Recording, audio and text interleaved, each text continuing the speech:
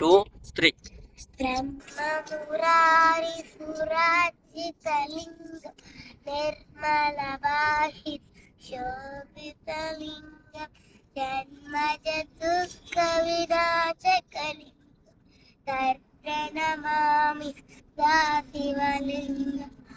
देवमुनिप्रवरार्चितलिङ्गं कामदहनकरुणाकरलिङ्गं रावणदर्पविनाशकलिङ्गं तत्प्रणमामि सदा शिवलिङ्गं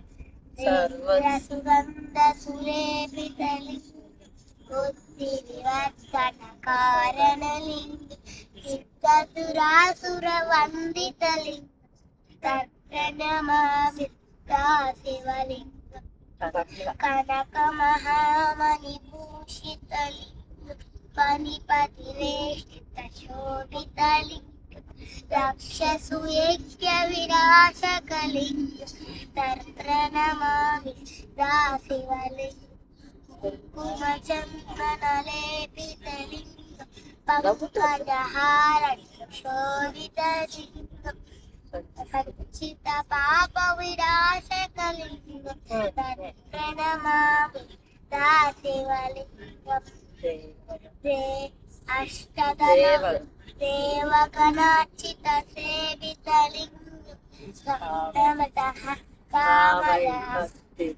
भावै भक्तिविरेवचलिङ्गं सप्तकोटिप्रभाकरलिङ्गं तत्प्रणमामि सदा शिवलिङ्गम् अष्टदलोपरिवेष्टितलिङ्गं सर्वसमुद्रसकारणलिङ्गम् अष्टदरिद्रविनाशकलिङ्गं तत्प्रणमामि सदा शिवलिङ्गम् सुरारिपूजितलिङ्गं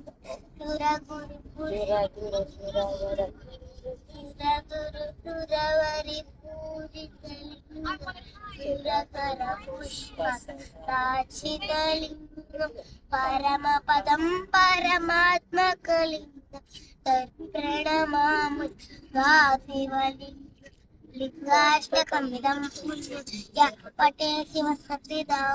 शिवलोकमवाप्नोति श्रीमनसः मोदते।